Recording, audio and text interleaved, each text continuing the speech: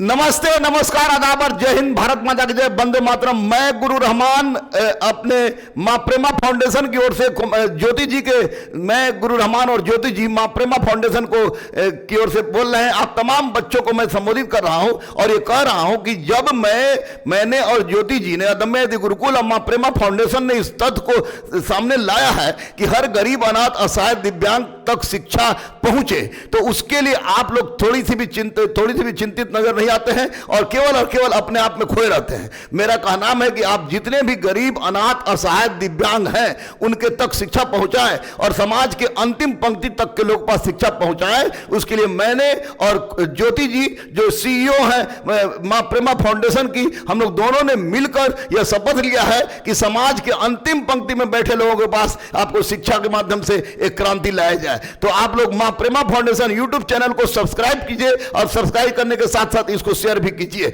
मैं आपको बता दें कि मां प्रेमा फाउंडेशन का जो आपको प्रोग्राम है उसको मैं बताने जा रहा हूं कि सिपाही की पूरी तैयारी फ्री ऑफ कॉस्ट आपको मां प्रेमा फाउंडेशन के माध्यम से सिपाही की पूरी तैयारी कराई जाएगी। आपको साथ ही साथ आपको 2213 सब इंस्पेक्टर के तमाम टेस्ट फ्री ऑफ कॉस्ट मां प्रेमा फाउंडेशन के तहत कराया जाएगा।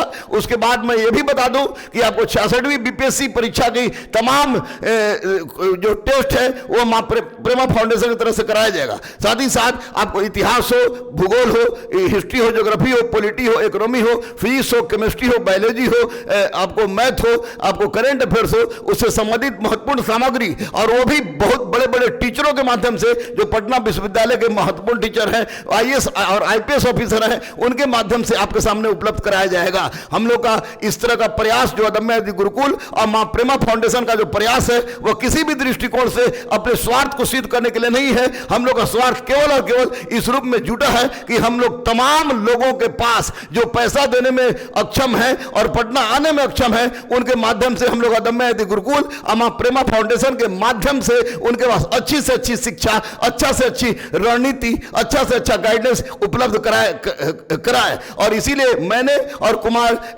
और ज्योति जी ने जो मां प्रेमा फाउंडेशन की सीईओ है, उन लोगों ने मिलकर यह निर्णय लिया है। आप तैयार रहिए, आप मां प्रेमा फाउंडेशन को सब्सक्राइब कीजिए और मां प्रेमा फाउंडेशन को सब्सक्राइब करने के पश्चात इसको आप ज्यादा से ज्यादा शेयर कीजिए। अब से सबसे पहले कल मैं आपको आज मैंने आपको क्वेश्चन, वैदिक काल का क्वेश्चन आपको आप में डाला, उसको देख लीजिएगा। कल मैं सिंधु घाटी सभ्यता के जो महत्वपूर्ण तथ्य उसके बारे में चर्चा में करूंगा और बताऊंगा कि सिंधु घाटी सभ्यता का कल धर्म और समाज से संबंधित तथ्य की मैं चर्चा करूंगा, समाज और धर्म से संबंधित चर्चा करूंगा। उसके बाद मैं चर्चा करूंगा आपको समाज और धर्म के बाद चर्चा करूंगा आपको अर्थव्यवस्था तथा सिंधु घाटी सभ्यता के महत्वपूर्ण स्थल और उन स्थलों से पाए के उत्खनन करता तथा उन स्थलों से पाए गए महत्वपूर्ण चीज जो आपको परीक्षा में पूछे जाते हैं, तब चर्चा हम करेंगे। आपको सिंधु घाटी सभ्यता के पतन से संबंधित तथ्य, समय देखो कितना देर हुआ, वो महत्वपूर्ण तथ्य की चर्चा करने के पश्चात 15 से हम लोग आपको जितना स्थानीय संस्कृति है, सिंधु घाटी सभ्यता के पतन के पश्चात जो स्थानीय संस्कृति का जन्म हुआ, उस स्थानीय संस्कृति की चर्चा करेंगे। चाहे कायथा संस्कृति की हो, चाहे मालवा संस्कृति की हो, चाहे गंगा के आसपास की संस्कृति हो, चाहे आपको सोथी संस्कृति हो या झुक्कर झागर संस्कृति हो, उसकी हम लोग चर्चा करेंगे। तब मैं चर्चा करूंगा आपको ऋग्वैदिक काल 1500 से लेकर उसके बाद मैं चर्चा करूंगा आपको साहित्यिक स्रोत में धार्मिक साहित्य और फिर गया धार्मिक साहित्य। तो धार्मिक साहित्य में ऋग्वेद, सामवेद, यजुर्वेद, अथर्ववेद, इसकी महत्वपूर्ण विशेषता, फिर इसके महत्वपूर्ण वेद के उपवेद, और उसके बाद उसके प्रणेता और उससे संबंधित महत्वपूर्ण तथ्य, और उसके बाद हम चर्चा करेंगे ब्राह्मण ग्रंथ जो इतरे ब्राह्मण, कौशिकी ब्राह्मण, शतपथ ब्राह्मण, 25 ब्राह्मण, 26 ब्राह्मण, जैमिनीय ब्राह्मण जो इतरे कौशिकी ऋग्वेद का, और 25 26 जैमिनीय आपको सामवेद का, और शतपथ और तैतरीय आपको यजुर्वेद का, और गोपथ ब्राह्मण आपको अथर्ववेद का, उसकी हम लोग चर्चा करेंगे। फिर सातों आरण्यक की चर्चा करेंगे, आरण्यक संबंधित महत्वपूर्ण तथ्य की चर्चा करेंगे और बताएंगे कि आरण्यक कैसे चिंतनशील मनुष्य का प्रथम कड़ी था और कैसे इसे दर्शन से जोड़कर देखा जाता है। फिर उसके बाद हम चर्चा करेंगे वेदांग का, वेदांग 6 है जिसकी प्रकाष्ठा उभर कर आई गुप्त काल में। वेदांग के अंतर्गत हम लोग व्याकरण, शिक्षा, निरुक्त, कल्प, छंद, ज्योतिष और इससे संबंधित पुस्तक, इससे संबंधित इसके प्रतिपादक और इसके अंतर्गत क्या है उसकी चर्चा करेंगे। और तब हम लोग चर्चा करेंगे गौतम सूत्र का, आशुलायन सूत्र का, आपस्तंभ सूत्र का, विष्णु सूत्र का चर्चा करेंगे। और उसके बाद हम आएंगे आपको उपनिषद में। उपनिषद चूंकि वैदिक साहित्य का अंतिम भाग है इसलिए इसको वेदांत भी कहा जाता है। इसकी कुल संख्या 108 है। 13 मुख्य उपनिषद है जो वेद से संबंधित है, उसकी हम लोग चर्चा करेंगे। बृहदारण्यक उपनिषद, छांदोग्य उपनिषद, कठोपनिषद, ईशो उपनिषद, श्वेताश्वर उपनिषद, आपको जाबोलो उपनिषद, जाबोलो उपनिषद जैसे महत्वपूर्ण आपको 13 उपनिषद है उसकी चर्चा करेंगे। उपनिषद के पश्चात हम लोग आएंगे सीधे स्मृति ग्रंथ में, चाहे वो मनु स्मृति हो, याज्ञवल्क्य स्मृति हो, संवत स्मृति हो, हरित स्मृति हो, नारद स्मृति हो, कात्यायन स्मृति हो, आपको विष्णु स्मृति हो, गौतम स्मृति हो, देवल स्मृति हो, यानी महत्वपूर्ण स्मृति के अंतर्गत विद्यमान सामाजिक, आर्थिक, राजनीतिक, धार्मिक वो संपूर्ण तथ्यों की चर्चा करेंगे। और तब हम लोग 18 पुराण और 18 उप पुराण की चर्चा करेंगे। तत्पश्चात रामायण और महाभारत की चर्चा करेंगे। फिर हम लोग आएंगे सिक्का का इतिहास बताएंगे। सिक्का के इतिहास में आपको आहत सिक्का से उठाकर, आहत सिक्का जो प्राचीनतम सिक्का है, आहत सिक्का के बारे में मैं बता दूं कि अब मध्य गंगा घाटी के क्षेत्र से प्राप्त हुआ है। मुख्य रूप से चांदी और तांबा का होता था। इसको पंचमार्क और धरन के नाम से भी जाना जाता है। उसके पश्चात आहत सिक्के के पश्चात मौर्य काल में महत्वपूर्ण सिक्के पण जो चांदी का होता था, 3/4 तोला चांदी बराबर 1 पण होता था, उसकी चर्चा करेंगे। और कौटिल्य के अर्थशास्त्र में पंडित लक्षणाध्यक्ष जो सिक्का जारी करने वाले विभाग का अधीक्षक था, उसके बाद सौवर्णिक सिक्का जारी करने वाले विभाग का प्रधान था। और उसके पश्चात हम लोग रूप दर्शक जो सिक्कों की शुद्धता की जांच करता था उसकी चर्चा करेंगे। और उसके पश्चात आपको विदेशियों के सिक्कों की जांच करेंगे। जैसे हिंदू यूनानियों के सोने के सिक्के को स्टेटर कहा जाता है, चांदी के बड़े सिक्के को ड्रम कहा जाता है, चांदी के छोटे सिक्के को हेमी ड्रम कहा जाता है, उसकी चर्चा करेंगे। फिर उसके बाद बताएंगे कि उत्तर भारत में सबसे पहले सोने का सिक्का हिंदू यूनानी शासकों ने जारी किया। भारत में सबसे पहले सोने का सिक्का हिंदू यूनानी शासकों ने जारी किया। उत्तर भारत में सबसे ज्यादा सोने का सिक्का गुप्त शासकों ने जारी किया। उत्तर भारत में सबसे ज्यादा सोने का सिक्का भारत में सबसे ज्यादा सोने का सिक्का गुप्त शासकों ने जारी किया। फिर बताएंगे कि सबसे ज्यादा शुद्ध सोने का सिक्का हिंदू यूनानी शासकों ने जारी किया, जिसमें कुषाण महत्वपूर्ण है। उसके बाद बताएंगे दक्षिण भारत में सबसे पहले सोने का सिक्का कदम शासकों ने जारी किया। फिर बताएंगे दक्षिण भारत में सबसे ज्यादा सोने का सिक्का चोल शासकों ने जारी किया, जिसे कलंजू के नाम से जाना जाता है। उसके बाद हम लोग चर्चा करेंगे सिकंदर के द्वारा जारी किए गए सिक्का जिसको डेरियस सिगोली के नाम से जाना जाता है। फिर डेरियस के द्वारा जारी किए सिक्का जिसको सिगोली के नाम से जिसको टैलेंट के नाम से जाना जाता है, उसकी हम लोग चर्चा करेंगे। और चर्चा करने के पश्चात हम लोग आएंगे सीधे आपको कुषाण के पश्चात कुषाण शासकों ने अपने सिक्कों पर लेख लिखवाने की परंपरा शुरू की। अपने सिक्कों पर राजा नहीं का चित्र अंकित करवाना शुरू किया। अपने सिक्कों पर देवी देवता का चित्र अंकित करवाना प्रारंभ किया। कुषाणों के द्वारा जारी किया गया सिक्का सबसे शुद्ध था, वो जारी करेंगे। उसके पश्चात गुप्त काल में आएंगे और गुप्त काल में हम बताएंगे गुप्त काल में सोने के सिक्के को दिनार और पटत के नाम से जाना जाता था। दिनार पटत की तुलना में सर्वाधिक शुद्ध था, उसकी हम लोग चर्चा करेंगे। सबसे पहले गुप्त काल में चंद्रगुप्त प्रथम ने कोई विवाह प्रकार का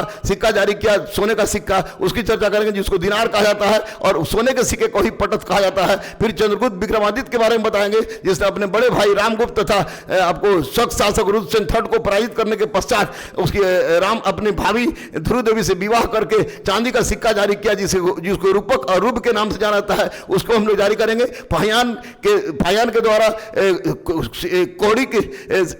फायान के द्वारा कौड़ियों के प्रचलन की जारी करेंगे। उसके बाद हम बताएंगे आपको हर्षवर्धन काल में मिले 2 महत्वपूर्ण सिक्के जो सोनीपत हरियाणा और नालंदा से मिलते हैं, तांबे के सिक्के, उसकी चर्चा करेंगे। उसके पश्चात बताएंगे सिक्कों पर अंकित राज चिन्ह, जैसे मौर्य के सिक्के पर मोर, गुप्त के सिक्के पर गरुड़, चोल के सिक्के पर बाघ, चालुक्य के सिक्के पर वराह, पांडे के सिक्के पर मछली, पल्लव के सिक्के पर छोटा नाव, सातवाहन के सिक्के पर बड़ा नाव, आपको उसके बाद आपको इक्ष्वाकु के सिक्के पर आपको सूंड उठाए हाथी। इसके साथ ही साथ मैं बताऊंगा कि चूंकि उत्तर पश्चिम सीमा प्रांत से हो रहे आक्रमण कारण चांदी की आपूर्ति घट गई, परिणाम स्वरूप कैसे सातवाहनों ने आपको शीशे का सिक्का चलाया, और सातवाहनों के सिक्के को रूपम के नाम से जाना जाता है। सातवाहन और इक्ष्वाकु दो ऐसे राजवंश से प्राचीन भारत में